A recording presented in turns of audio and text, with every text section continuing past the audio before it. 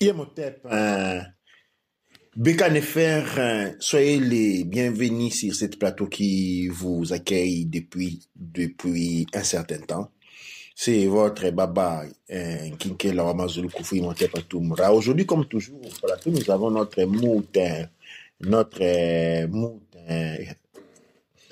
est K. Nefer, Rakutinecher. Et aujourd'hui, nous allons introduire en fait, c'est une question qui m'a été posée aujourd'hui au courant de la journée et par une des moutes du père Hank Mtouti et que j'ai voulu partager cette expérience avec tout le monde. Je vais commencer par la question qui m'a été posée. La question qui m'a été posée, c'est lui, devons-nous pardonner à tous ceux qui nous font du mal? La question a été posée par notre une fille de 14 ans. À ce moment, elle m'a transféré la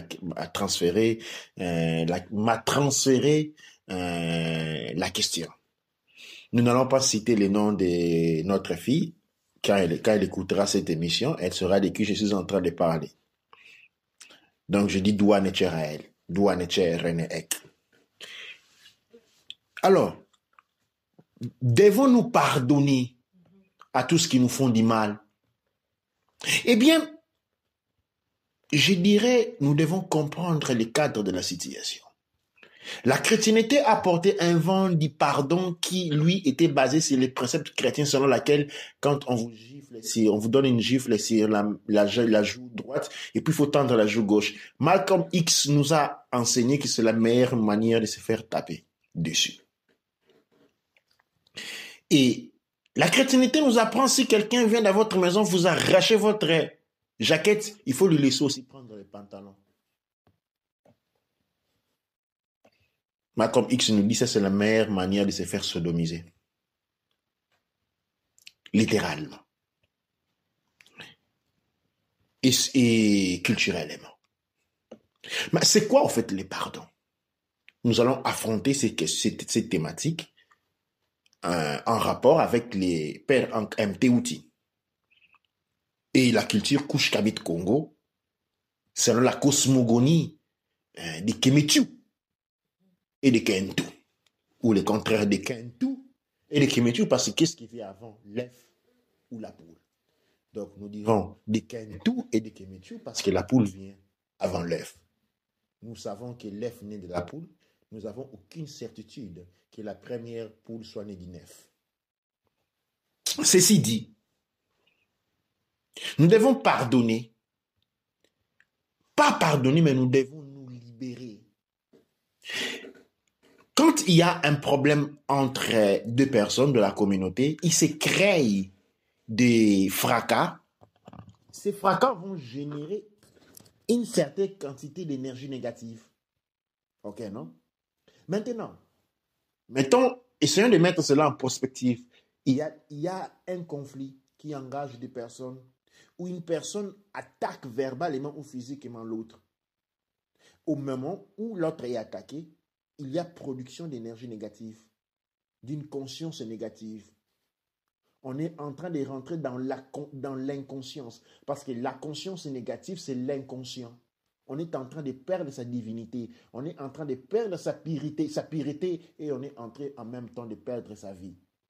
Et donc maintenant, il s'agit là de se libérer de cette mort qui a été engendrée. Alors, les pardons, ce n'est pas un pardon, c'est se libérer. On se libère. On ne pardonne pas l'autre. On se libère de cette situation négative. On s'élève de cette bassesse vibrationnelle. Mais on n'oublie pas que l'autre, c'est un voleur. La chute et le maintien de la chute du peuple Kush-Kabit Congo a été organisé autour de ces mensonges élevés en vérité. Gifle sur la joue gauche, on donne la joue droite. C'est ainsi que les couilles qu'on a arrêté de se battre.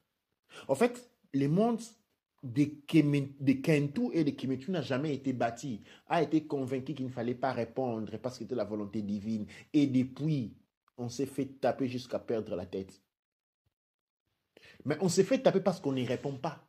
Parce qu'on répond à une idéologie qui, lui, s'est dit christianisé, mais en réalité, c'est une idéologie de la souveraineté raciale. Ce qu'on appelle la suprématie raciale blanche sur celle noire. C'est sur ces récits-là que se base ce principe des pardons. C'est sur ça que se base les principes des pardons. Les pardons à lui n'existaient pas. Mais ce qui existe dans la tradition Kush Kamit Congo, ce qu'il existe dans la vie initiatique de Kentu et de Kemetu, est les principes de se libérer, de se lever, de devenir un héros, de se lever de la nuit, de se lever au-dessus des sept la nuit, de se lever au-dessus de l'animal intérieur, de se libérer, mais de ne pas oublier. Parce que quand on oublie, on devient un idiot. Et ça, c'est quelque chose qui est très important. Les interactions avec les autres nous apprennent à comprendre qui sont les autres, mais nous ne devons pas oublier cela. Nous devons maintenir cela pour savoir avec qui nous pouvons marcher ensemble. Mais marcher ensemble avec les uns ne signifie pas être des ennemis avec les autres. Ça n'a rien à voir avec ça. C'est une raison d'affinité vibrationnelle. Il y a affinité, mais il n'y a pas désaffinité. Il y a affinité corporative, c'est-à-dire affinité proche. Et puis il y a affinité loin. Mais il n'y a pas d'ennemis. Mon arrière-grand-père me disait toujours, les inconnus n'existent pas. Ce sont juste des amis qu'on n'a pas encore connus. Absolument. Non, c'était pas. Il disait les autres. Non, les inconnus n'existaient pas. Les étrangers n'existaient pas. Il n'existe que des amis que l'on n'a pas encore connus. Des amis à qui on n'a pas encore été introduit. Ça, c'est les principes de Kentu et de Kemetu. C'est pourquoi nous avons cette hospitalité chez nous. Bien qu'on nous chasse partout, on ne chasse personne chez nous. Et pense que c'est une faiblesse, c'est une grande force. Parce que la vertu ne peut pas être basse par rapport à l'arrogance et la violence. Et la violence, pour étant et démaquillée en quoi que ce soit, ne pourra jamais s'élever au-dessus d'une vertu. La violence reste violence et appartient aux vilains. Et la vertu reste vertu et appartient aux sages. Je rejoins ici ce que je disais à Lafayette. Le monde de Kentu et de Kemetu est un monde, est une vie. La vie de Kentu et de Kemetu est une vie initiatique. C'est-à-dire, vous allez voir, on va vous dire que le bouddhisme n'est pas une religion, c'est un modèle de vie. Ok, non? Et qui a trait à la méditation, à la recherche de nirvana. Les mêmes langages appliqués au monde de Kentu et de Kemetu, nous disons que nous, notre modèle de vie, c'est l'initiation. Et l'initiation, ce qui fait que chaque Kentu et un Kemetu est un initié.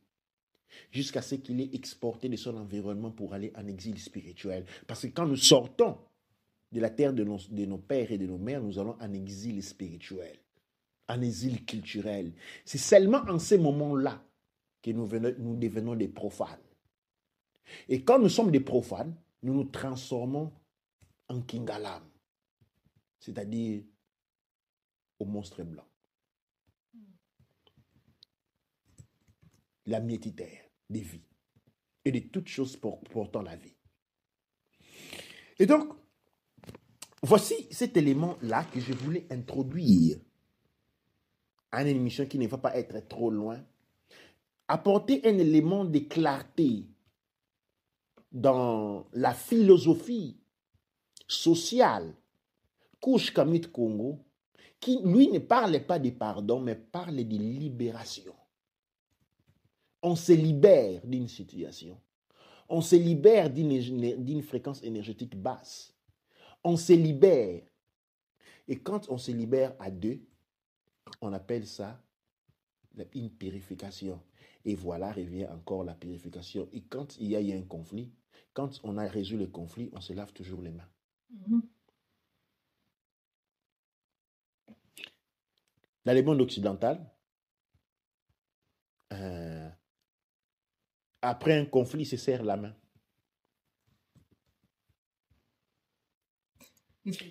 Eh oui. Dans le monde Kush Kamit Congo, après un conflit, on se lave les mains. On ne se serre pas les mains sales. On fait transfert. On se lave les mains.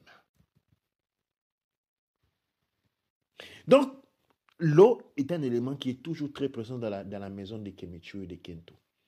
Des Kento et des Kemechu. L'eau, c'est quelque chose de très important, qu'il est toujours disponible. Toujours disponible. Parce qu'elle appartient à une culture initiatique. L'eau et la fumée, comme nous l'avons dit dans l'Afiaet. Et donc, il n'y a pas de pardon. Il y a une libération. Il n'y a pas un oubli. Mais étant l'autre le reflet de moi-même, je lui accorde une opportunité, non de se racheter à mes yeux, mais de s'élever lui-même. Chacun de nous est appelé à s'élever de ses bassesses.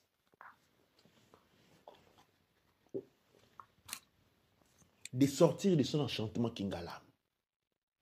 Enchantement démoniaque. Et donc, nous offrons cette opportunité à chacun d'entre nous. Comme je le disais dans l'autre émission, souvent, dans le monde des Kento et des Kimechu, nous sommes trop durs les uns des autres. Trop durs. Nous ne nous réalisons pas les traumatismes auxquels nous avons été soumis. Je disais l'autre fois dans Hors des temps et de l'espace, imaginez la guerre de destruction que nous avons endurée. Depuis moins 4500. Si on fait moins 4500, date où l'Inde noire, l'Inde Kemetu, Kento et Kemetu fut attaqués. On les somme, à l'année où nous sommes aujourd'hui, nous avons quelque chose comme 5 à 6 000 ans. Esclavage, vente, chosification, la traumatologie de l'esclavage ou de ce qu'il a été décidé, razzia de la colonisation. Eh bien, tout ça, ça a eu des conséquences. Comment peut-on s'attendre qu'aujourd'hui, des personnes qui ont subi de tels traumas, il n'y a aucun être sur la terre, très récemment, qui porte en lui les traumas que les peuples Kendo et Kemetu se portent. Comment voulez-vous qu'ils se comportent normalement? Ça serait s'attendre de quelqu'un qui a bu de l'alcool du matin au soir, de conduire une voiture et aller déposer les enfants à l'école. On crierait au scandale. Exactement, c'est la même chose au cri. Moi, je m'accraie. Quand j'entends dire non, parce que les Africains sont menteurs, ils sont pas bons, ils sont ceci, ils ne travaillent pas, ils sont fainéants. Mais c'est de la folie dire cela. C'est ne pas avoir de l'apathie. C'est être dans l'ignorance, faire de telles affirmations. C'est être dans l'ignorance, faire de telles affirmations. Nous nous devons beaucoup d'espace les uns des autres. Nous devons nous comprendre les uns des autres. Les gens sont malades, ils sont fous, oui. Ils ne l'ont pas voulu. Ils ont été forcés par celui qui s'élève aujourd'hui comme un juge législateur. Les bourreaux de demain, les meurtriers d'hier. C'est lui qui a sillonné le monde, en a détruit, tué tout le monde aujourd'hui s'il fait les législateurs. C'est celui c'est lui à travers lequel les forces divines parlent. Vous voyez, je me suis légèrement égaré dans ces discours. Nous allons retourner dans les centres de notre question. Et justement, je me suis égaré pour signaler de l'importance des retours à notre propre culture. Et notre culture nous dit il n'y a pas de pardon, on doit s'élever des bassesses. Oui, mais c'est très important. Comment on peut avoir un pardon et un oubli pendant que l'opportunité, l'expérience qu'il nous donne, c'est pour avoir pour savoir quelque chose, en fait. Donc, c'est un peu comme si on dit que celui qui a la vision, il doit oublier la vision qu'il a pour accepter le monde aveugle. Et c'est comme ça qu'on pardonne et on oublie. Dans le sens où on ne pardonne pas, mais on grandit. On part au-delà de la situation. Mhm. On ne peut pas demander à quelqu'un qui a mal d'oublier la personne qui vient de le gifler à 2 secondes. Mhm. C'est seulement au moment où ça fait plus mal, où la personne comprend qu'il y a autre chose à voir, qu'on laisse tomber, on oublie. Et c'est très particulier parce que notre communauté ne nous enseignait pas à avoir pitié pour les gens ou quoi que ce soit, mais ça nous enseignait à grandir. Et en grandissant, qu'est-ce qui se passe? On comprend mieux la situation de l'autre. On comprend mieux que l'autre, il est humain comme nous. Et on comprend mieux que si nous aussi on était dans cette situation-là, peut-être on saurait comporter de la même manière ou pire. Mais c'est pas un pardon et oubli dans le sens où nous avons oublié ce que nous sommes, nous avons oublié ce qui s'est passé. Mais en général, qu'est-ce qu'on réalise? En disant même ça, je me rends compte que oui, on a oublié ce qu'on était, on a oublié ce que notre histoire. On nous demande d'oublier notre histoire, on nous demande de ne pas écrire, on nous demande de ne pas lire de livres, c'est pas important notre histoire, c'est pas important de parler du passé. Pendant que quand on part à l'école, on nous apprend l'histoire de l'Occident. Pendant qu'on partout là où on passe, il y a tout le temps des films chaque année. Sur tous les films qui sortent, la majorité des films parlent d'une histoire mythique, une histoire dont ils parlent. Et on dit les faits ne sont pas vrais, mais en réalité, en sachant que le cerveau va prendre les faits comme des faits et réalité absolue, véridique. Mhm. Mais à nous, on nous demande d'oublier et de laisser tomber. Le peuple qui a souffert l'esclavage ne l'oublie pas, mais c'est un peuple qui doit comprendre et grandir de cette situation-là. On comprend non seulement ceux qui n'avaient rien et qui viennent parce que ils convoitaient ce que vous avez. On comprend ce sentiment-là. On comprend aussi le sentiment de ceux qui, à cause de leur peur ou quoi que ce soit, ils ont dû vendre les leurs. On comprend les sentiments de nos grands-parents qui, avec les fusils et les couteaux, ils ont accepté la religion chrétienne. Mais ça ne veut pas dire qu'on oublie, on reste dans la religion, ça ne veut pas dire qu'on oublie et on continue à faire c'est là où on se trouve, mais on part au-delà et on grandit de cette situation-là. Et donc c'est ça qui est le plus important. L'expérience, l'histoire est là pour nous faire grandir, pour nous faire arriver à un niveau plus élevé que celui qu'on avait auparavant. Le problème est que si maintenant on suit et on accepte et on continue à faire ce qu'on veut, effectivement, on peut pardonner comme on veut ou on peut oublier tout ce qu'on veut, mais on va refaire la même chose. Ouais. Et ça, la chose, c'est qu'il faut comprendre que quand une action ou quelque chose se passe entre vous, peu importe la personne qui vient vous taper et que c'est vous qui tapez l'autre personne, vous deux, vous avez attiré la situation. Les deux parties attirent la situation. Peu importe si un pardonne ou pas, si on n'a pas compris pourquoi on s'est retrouvé dans la situation pour commencer, on va se retrouver dans notre situation et d'une manière un peu plus pire. Parce que cette fois-ci, c'est vraiment pour nous réveiller. Dans les actions qui se passent dans la communauté kamite aujourd'hui, c'est pour la réveiller. Et si elle ne veut pas se réveiller, le demain sera encore pire. On a beau pardonner, on a beau oublier pourquoi on est arrivé là, mais on doit étudier et comprendre qu'est-ce qui fait qu'on est arrivé là, comment on peut prévenir cette situation pour demain, comment on peut aller au-delà de cette situation-là et comment on peut grandir par l'opportunité qui nous est présentée et pas en faire une possibilité pour remercier n'importe quoi.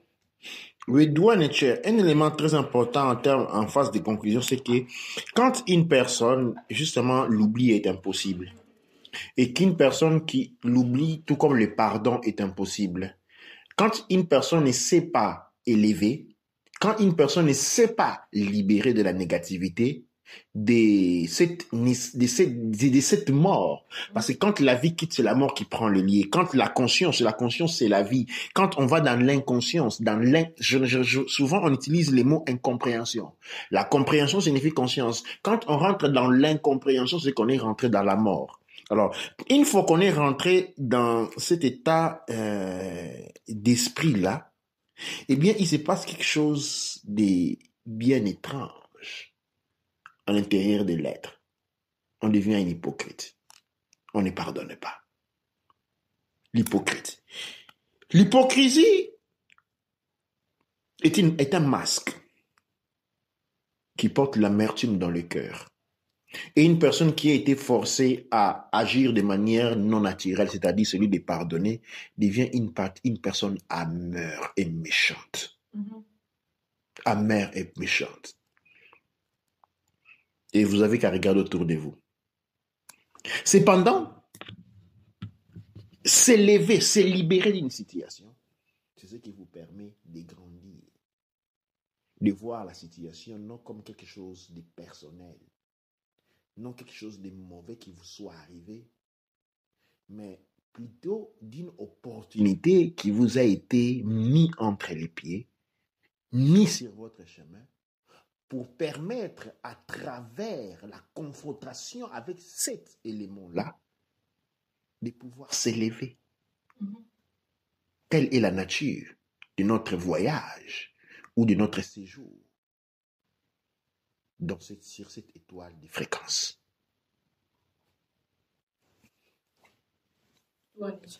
Doua Nietzsche, doua. Et avant de terminer, on arrive à la conclusion, c'est le plus important, c'est de comprendre que quand on arrive à la situation où on est bloqué dans le passé à cause de quelque chose, une action qui s'est faite contre nous, c'est une opportunité pour revoir, pour trouver ce qu'il faut, pour continuer, pour comprendre que des fois on pense que c'est la situation elle-même qui nous bloque, mais en réalité c'est parce que c'est une opportunité pour grandir qu'on n'a pas prise. Et pour beaucoup de personnes, même quand on parle du pardon, quand quelqu'un a eu une situation traumatique, eh bien, c'est de savoir que d'un côté, il y a la situation et les faits qui a conduit à la situation, et de l'autre côté, il y a le trauma qui vient avec ces situations-là. Et il faut prendre le temps qu'il faut prendre pour évidemment mieux comprendre la situation et aller au-delà de la situation. Absolument. Et il faut prendre l'aide qu'il faut aussi. Absolument, l'aide est très importante. C'est vrai que le monde de Kemetu, de Kento et de Kemetu n'a pas produit de psychologues, mais nous sommes en train de remédier à cette situation. Il faut qu'il y ait dans la société des gens à mesure avec un profil psychologique, Kush Kamit Congo, qui soit à mesure d'aider les gens. Donc, nous lançons un appel à ceux qui peut-être ont cette vocation d'assistance ou ont certaines notions sur la psychologie, de rejoindre le centre du Père Ankameteouti parce que nous voulons créer une profession dans ce sens-là qui a pour objectif d'aider, d'accompagner les personnes. Parce que souvent, on veut aller chez le psychologue occidental. La psychologie, c'est une chronologie de confrontations historiques, sociales, qui dépend d'un certain modèle. Okay? C'est-à-dire, le psychologue italien ne peut pas soigner un Anglais. Un Anglais ne va pas aller aux États-Unis étudier la psychologie pour l'appliquer sur les... Bon, peut-être entre eux, oui, mais l'Anglais ne peut pas aller au Japon étudier la psychologie, venir appliquer la psychologie japonaise sur les Anglais. Ça ne s'appliquait pas, ça n'existait pas. OK? Et donc, on a besoin de psychologues Kentu et Kemetu qui étudient la psychologie Kush Kamit Congo qui puisse être en mesure d'assister. La psychologie Kush Kamit Congo est une psychologie historique et une psychologie initiatique. C'est-à-dire, elle évolue sur la branche de l'initiation, elle évolue d'un côté c'est la branche initiatique, de l'autre côté c'est la branche de l'évolution des rapports de comportement à travers les âges et les temps. Et la nôtre a été caractérisée par de forts troubles, l'esclavage, la colonisation, et ce sont des éléments à prendre compte dans les tentatives de produire des nouveaux Kentu, des Kemetu, hors de la traumatologie historique, du lourd fardeau historique que nous portons sur les épaules. Mais à la fin, ce n'est pas une très, très, très lourde fardeau, parce que si sur 200 000 ans, 10 000 ans, c'est quoi? Rien, même pas 10 000 ans. 6 000 ans. Nous sommes en train de parler entre 6 000 ans à 7 000 ans de traumatologie. C'est 5 sur 200 000 ans. C'est pratiquement rien du tout, mais il est aussi important parce que nous disons rien du tout en termes de la longueur du temps. Mais pour nous qui sommes en train de vivre cette époque, elle est importante. Donc, il est nécessaire que nous pouvons adresser la question, résoudre les problèmes, créer des professionnalistes en mesure de tacler la situation, étudier, faire des recherches dans ce domaine et apporter des solutions pour que cette traumatologie n'affecte pas les futurs du développement du monde Kush Kamit Congo, fait des grandes et des géantes Kemetu, des Kentu et des Kemetu, tous, sans exception, descendants par tradition souvent je me pose la question, qui sommes-nous? Et les gens n'arrivent pas à répondre à cette question parce qu'on se perd dans l'histoire, on se perd dans des considérations que l'on ne comprend pas. Eh bien, je vais essayer de répondre à cette question aujourd'hui. Qui sommes-nous? Eh bien, nous sommes les descendants des civilisations perses et noires avant l'arrivée des Indiens. Nous sommes les descendants des civilisations chaldéennes, de la civilisation sabéenne qui est devenue celle arabe que nous voyons aujourd'hui, de la civilisation cananéenne, duquel naît ce qu'on appelle les Torahs, c'est-à-dire la religion hébraïque aujourd'hui, de la civilisation phénicienne, de la civilisation kémétique, de la civilisation nubienne et en dernier des civilisations Congo. Dua Necher, Dua Amon Ra, Dua Neb Ercher.